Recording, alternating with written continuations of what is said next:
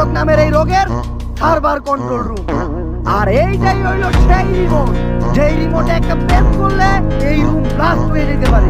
এই রিমোট এতদিন পর্যন্ত আমি সেফ রাখছি, এখন থেকে তোরা সেফ রাখবি, যাতে কেউ এই টিকটক নামের রোগ ধ্বংস না করতে পারে। এই নে রিমোট। কেন গুরু, আপনি কই যাইবেন? আরে এখন আর আমার এই টিকটকে টোকাইগিরি করার কোনো দরকার নাই, কারণ এখন আমার মতো টিকটকে টোকাইগিরি করার লেগে আরো অনেক টিকটকার আছে।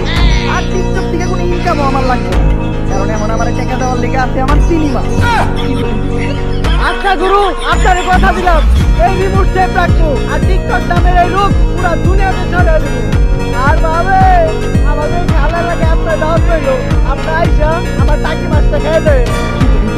তোর টাকি মাছ খাবো মানে? না ভাবি, মানে আমার খালে টাকি মাছ খেয়ে দেয়। টিকটক করি তো মাথায় একটু সমস্যা, কথার কোনো আগা মাথা নাই।